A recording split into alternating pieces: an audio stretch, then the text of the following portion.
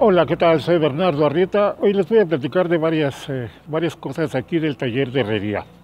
Miren, hoy vamos a comenzar con este pequeño problemita que se presenta normalmente cuando la rosca de un tornillo se ensucia con el mismo material, con el mismo acero. Queda lastimada, se lastima la cuerda y entonces se hace muy difícil el poder roscar o desenroscar el tornillo en su ubicación. En este caso ya hice parte del trabajo, que fue pasar el tornillo hacia un extremo, aceitándolo previamente. Aquí yo lo que quiero mostrarles es esta rebaba, esta pequeña basura que no sé si se alcance a ver. Son fragmentos del mismo acero, de la misma cuerda, que precisamente lo que hacen es ir lastimando la cuerda. Bien, ahora ya que vimos y que allí está ese material sucio, la intención es limpiarla y también mostrarles el tipo de material, el tipo de rebaba que es con el que nos encontramos en muchas ocasiones y que es el que nos llega a lastimar la piel. Esta es la razón por la cual yo sugiero siempre utilizar guantes, porque cuando estamos trabajando con la mano desnuda, con la piel desnuda, sucede este tipo de situaciones de que nos clavamos esta rebaba, estas astillas, que además son de acero, y además de dolorosas, son muy difíciles de quitar. Lo que vamos a hacer es volver a pasar el tornillo sobre su misma cuerda. Lo ideal sería pasarlo en otro tipo de cuerda, no sé, cambiar, pasarlo a otra tuerca. Pero en este caso es un poco difícil porque tendremos que romper la pieza para rescatar el tornillo. Una vez limpiado de la suciedad, de los fragmentos del mismo acero, ya es más fácil pasarlo.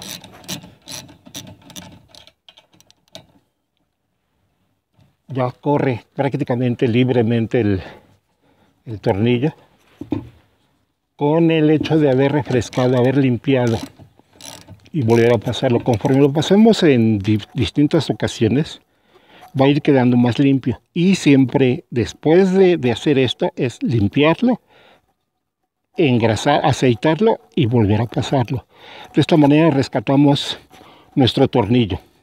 Aquí se alcanza a ver, se alcanza a apreciar la diferencia entre la cuerda de arriba, que está limpia, y la cuerda que había estado lastimada, se había trasroscado. Ese es uno de los conceptos que manejamos.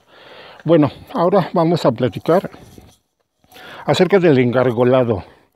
El engargolado normalmente lo hemos visto o lo vemos en este tipo de materiales. Aquí en esta esquina se aprecia mejor este engargolado, este empalmado, y la manera como se hace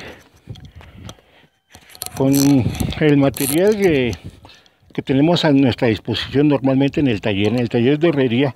Recuerden que pues es herrería, nosotros no manejamos muchas prensas, aunque un buen taller, un taller bien montado, pues tendría prensas que manejaran cuando menos media tonelada. Al hacer esto de media tonelada nos permitiría entonces hacer ese tipo de dobleces con la misma prensa. Aquí en el taller de herrería no tenemos una prensa, entonces lo que vamos a hacer es que lo vamos a hacer de la manera más antigua. Vamos a manejar un martillo. Este es un martillo de 8 onzas.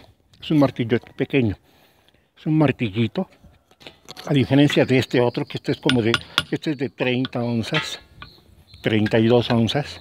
Este es un marrón muy pesado, que ya nada más con el simple hecho de dejarlo caer ya tiene una gran carga de peso y en el golpe. En este caso no necesitamos deshacer la pieza, nada más la vamos a doblar Lo que vamos a empezar a hacerlo con pequeños golpes. Para empezar a hacer el doblez, podemos ver que ya tiene aquí una mordaza. Y aquí lo estamos terminando con unas pinzas de presión. Estamos manejándolo sobre un material en ángulo para que nos permita hacer el doblez. Y aquí en la parte de arriba un pedazo de solera, que esta nos permitirá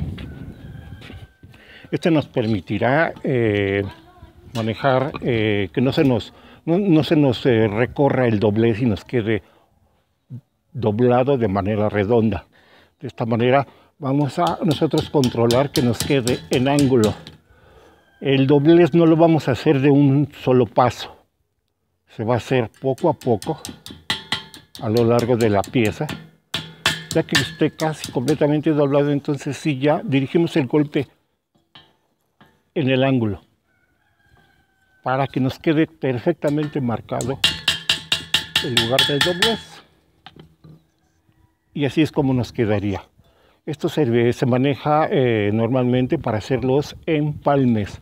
Recordemos que el empalme es la parte de ahí abajo de esta pieza. Aquí tenemos otro empalme. Este es de una cubeta. Este empalme es perfecto porque está hecho a máquina. En medio del empalme, que viene siendo esto, este es el empalme, son dos láminas. En medio del empalme lleva un pequeño recubrimiento que normalmente es de estaño y plomo. Mientras más el estaño sea de mayor cantidad, eso hace que se haga más duro y normalmente se utiliza, por ejemplo, en las latas de alimentos. El plomo se utilizaría, si acaso, ya se utiliza menos el plomo.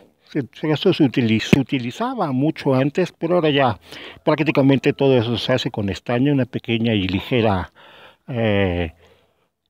porción de estaño. Después se hace el doblez con máquinas muy especializadas y nos queda un engargolado pues precioso. Aquí lo que intentamos hacer en su momento es, igual con el martillito, ir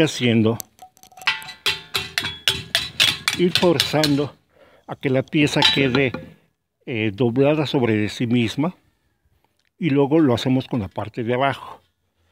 Recuerden que si tuviéramos prensas, si quiero una prensa de 700, de 800, de 500 kilos, tan solo con dejarle caer el simple peso de la herramienta, con esto ya quedó doblada. Cuando necesitamos hacer un trabajo pequeño, lo podemos hacer de esta forma y así es como lo solucionaríamos. Ese es un engargolado para hacer un empalme.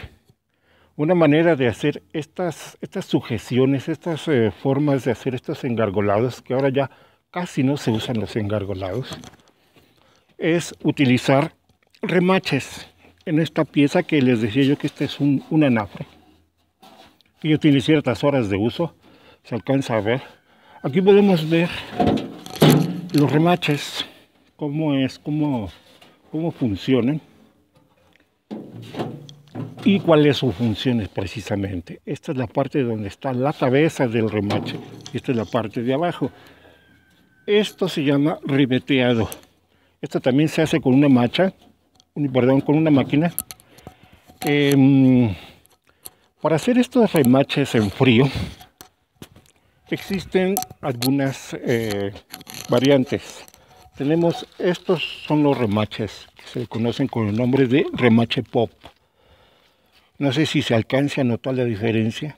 Esto es un poco más corto y esto es un poco más largo. Estos remaches tienen un terminado con una pintura especial que la hace un poco más duradera. Este tipo de remaches los encontramos, por ejemplo, en este tipo de trabajos, en estas ventanas de aluminio, donde ya viene el remache pop, viene pintado, se introduce y se queda ahí detenido por medio de esta máquina. Esta es la famosa remachadora, la remachadora pop. El nombre viene porque cuando se hace el remache, cuando se inserta el remache, hace un pequeño clic, que en algún momento dijeron que era un pop y quedó como pop el sonido, pero la verdad es que es un sonido más más metálico. En este caso vamos a utilizar un remache más largo. Se mete de esta forma y recuerden que este es el remache pop. Esta es la cabeza. En este caso no se hace ribeteado, sino que a la hora de que la máquina va a jalar esta parte del vástago y va a forzar que esta cabeza, la cabeza del centro del vástago, intente salir. Obviamente no lo va a hacer porque la perforación de la pieza es muy precisa, tiene que ser de este grosor. Si se hace de este grosor, si se hace más grande, no va a servir porque se va a salir el mismo remache. Tiene que ser muy precisa la perforación. Ahorita lo vamos a ver. Esta es la perforación previamente hecha. El remache se introduce y nos queda de un tamaño muy preciso. Se introduce. De este lado es como sale. Este viene siendo el frente. Podría ponerse del otro lado el remache, pero recuerden que todas las piezas tienen un delante y un revés. Esto viene siendo algo parecido, muy similar a lo que sucede con la ropa. Para darle una buena presentación a nuestro trabajo, yo sugiero que mantengamos en mente esto de que hay un delante y un revés, para que no quede tan fea el trabajo que estemos desarrollando. Manejar siempre esta situación de un delante y un revés para darle una buena presentación a nuestro trabajo, ya sea que estemos soldando o que estemos remachando. A ver si se escucha el sonido. Allí recuerden que está jalando el vástago.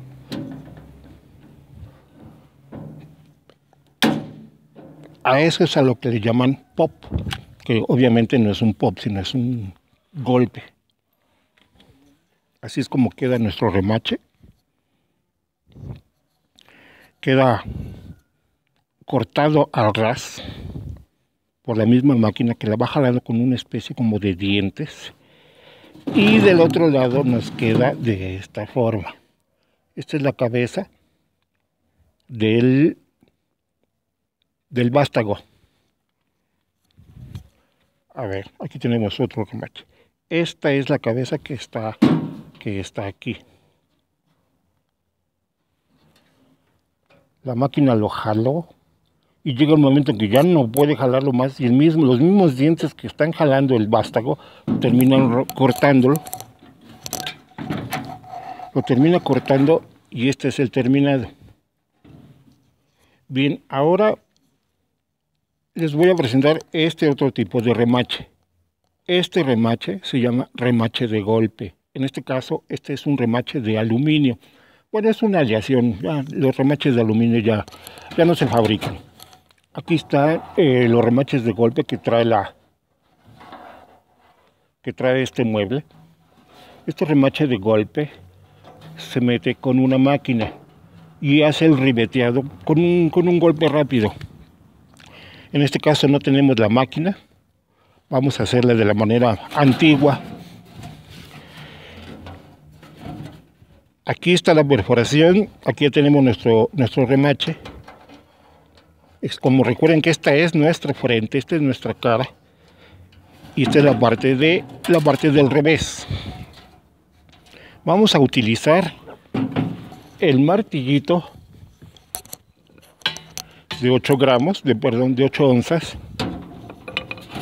Y el marro, que les dije que era de 32 onzas. El marro lo que va a hacer es de que va a entibar. Va a entibar del lado de enfrente.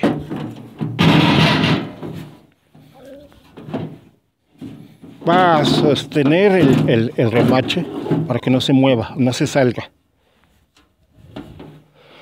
Y con el martillito vamos a utilizar el martillo de bola de 8 onzas. Le vamos a pegar precisamente con la bola. Lo que vamos a hacer, lo que vamos a lograr es florear, ir abriendo esta parte del remache para hacer el famoso ribeteado. En un principio se da un golpe con la parte plana.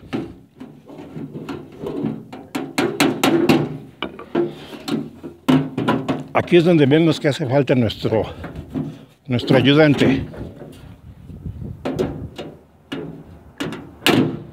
Después empezamos a golpear con la parte de la bola.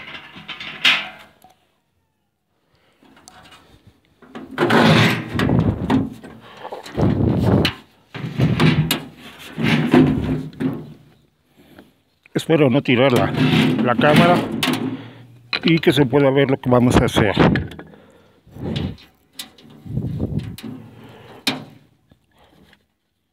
Recuerden que con el marro vamos a entibar y con el martillito le vamos a pegar con la bola.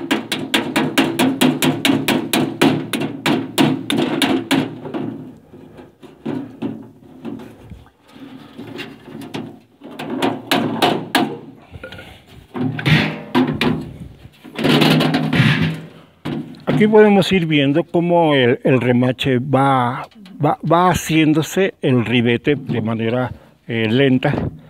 Se va haciendo el ribeteado.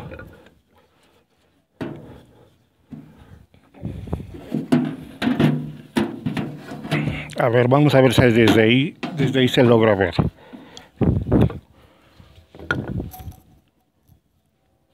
Me parece que sí, desde ahí ustedes logran verlo.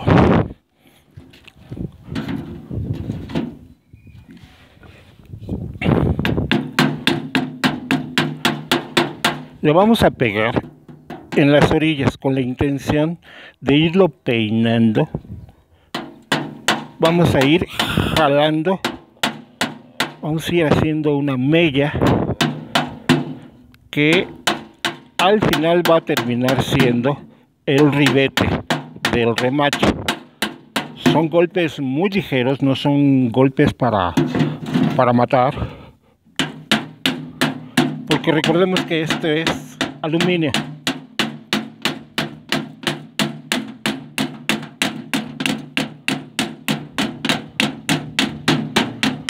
Vamos a ir golpeando alrededor del diámetro de nuestro remache.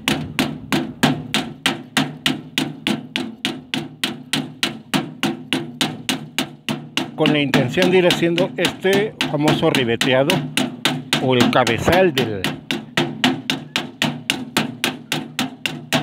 remache.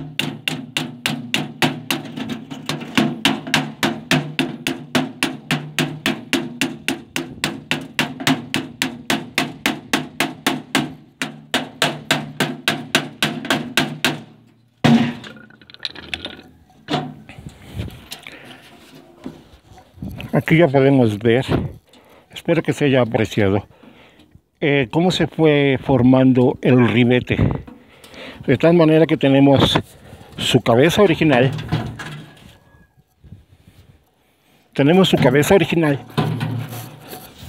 y el ribete del remache, haciendo este sellado. Al final ya nos terminaríamos haciendo golpes un poco más fuertes y con la parte plana para terminar de hacer este ribete. Estos remaches ya prácticamente no se utilizan por lo laborioso que son para hacer este golpeteo. Este golpeteo normalmente se utilizan, por ejemplo, en los que ya están puestos, se utiliza una máquina que en vez de dar de golpes hace un solo golpe, una sola compresión, y queda sujeto, queda fijo, y esto lo hace muchísimo más rápido y termina siendo pues más eficiente el trabajo. Esta forma de hacerlos, de la instalación de los remaches, es la manera más antigua Y antes los remaches se hacían de acero, como el que tenemos por aquí. Este es un remache de acero que vamos a hacer en este caso, una herramienta. Estos remaches de acero originalmente se instalaban, se calentaban al rojo vivo y se instalaban con una máquina. Cuando no había manera de ponerlos con la máquina, se hacían así, a mano, con el golpe. A golpes se iba haciendo el ribete mientras estaban al rojo vivo. Obviamente este trabajo se tenía que hacer muy rápido porque se enfriaban los remaches y ya se hacía más difícil la forma de trabajo de este ribeteado. A ver, yo lo que quiero es mostrarles, trabajando sobre el banco, tenemos el remache que es en este caso este es de acero. Lo que vamos a hacer es que vamos a hacer una escuadra falsa. Y yo lo que quiero mostrarles desde aquí, que es un poco corto este remache, es cómo se hace el ribeteado.